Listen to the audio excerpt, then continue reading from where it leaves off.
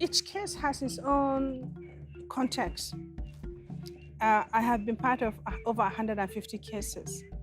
Most of the cases were in the prison. The few cases I came to court, maybe some few dozens, have a context to it. And the context is within a society, is within a courtroom, is within an understanding or misunderstanding of Sharia. So we have to deal with different issues. So you are not only a lawyer, you become a psychologist, you become a historian, you become everything when you are handling a case.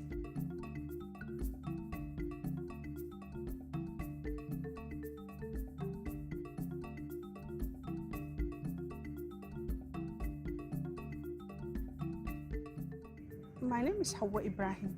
I became a lawyer 24 years ago. My strength has been in the courtroom. I was a prosecutor for 8 years, and after being a prosecutor for 8 years, I became a defense counsel in my state of Bauchi, where there are no female lawyers. I decided that I will open up a legal chambers, and I did that for first 2 years. I had no client, and that was 1996, October. I had no clients, and I had to start being creative. And I opened a clinic for women and children, legal clinic, which I ran for 2 years. So when we started the cases of Sharia, mainly women sentenced to die by stoning or children sentenced to have their limbs amputated, there was no material for us to lay our hands on. There was no precedent. When I thought about the book initially was the how to do for lawyers. I mean, how did I do it and how can I help other lawyers do it? So it's like giving them a tool to go to the field.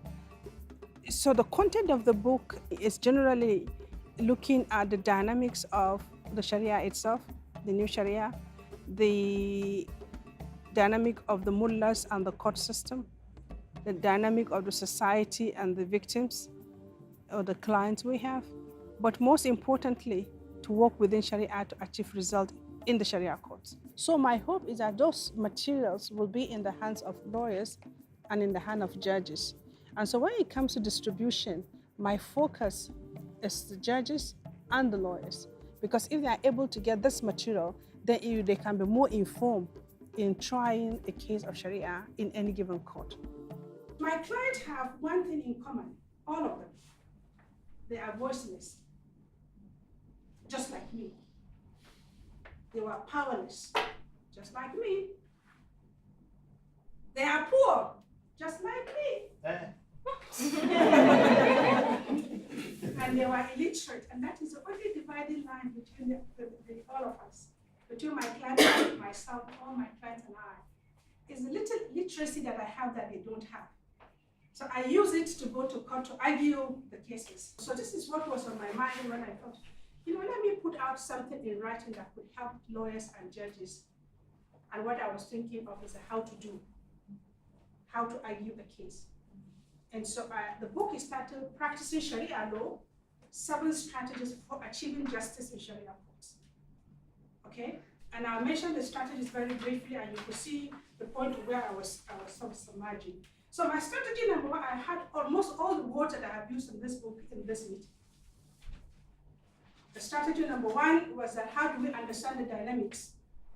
The dynamic of the Sharia, the dynamic of the society, the dynamic of the mullahs, the dynamic of the clients. Just mention it, how do we understand it? But beyond understanding the dynamics, how do we work within the dynamics? And I was making a first, how do you work within? And the strength of our case is working within Sharia. Almost all our cases, we argue them under Sharia penal law, and we won the case in Sharia courts. Did you hear that? Mm-hmm. We won the case in Sharia courts, and we use Sharia to argue Sharia. The second dynamics I was mentioning in the book is how do you pay attention to details? Some of you will understand that if we go to our villages to gather data or to do research, in some of our villages, if you enter a room with a shoe, you have lost completely your audience. Some of you have found it, huh? Because the room is a sacred place, it's a praying space. Or if they give you water and the water look different, and you don't drink it, you have lost them too. So what is it in your dynamics that you can learn and try to use it contextually? How do you become firm and flexible? For us, how do we become firm on issues of law? When it has to do with the principles of law, equality, supremacy of the Constitution, for example, separation of state and religion, certainty of law, independence of the judiciary. How do we become firm when it comes to issues of law? And how do we become flexible when it comes to dealing with society?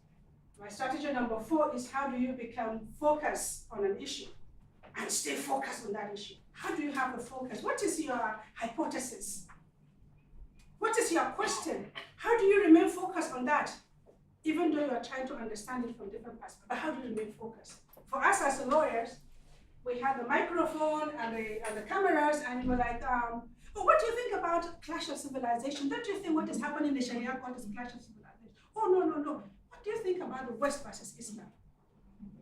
Now, we don't know about that. We don't know about clash of civilization.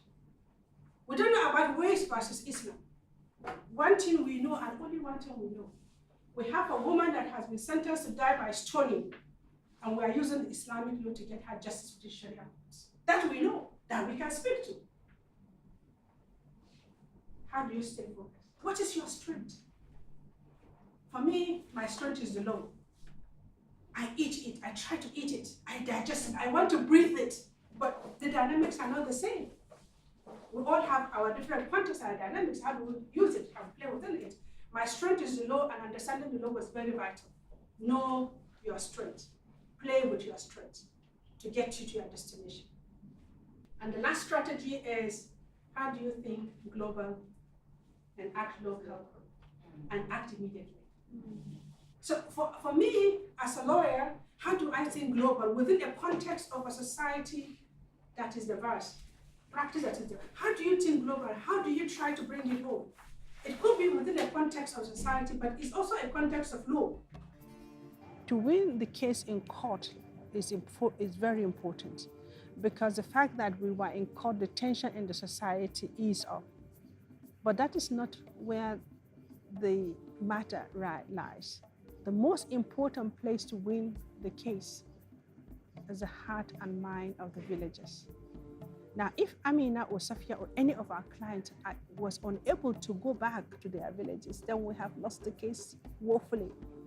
And so our biggest strategy, which the book really addressed, was how do you win the hearts and mind of the villagers so that people that you are able to free in the court can go back and live a normal life. I want to live any space I am better than I have found it. And that drives me crazy. I want to change something. I want to make something different.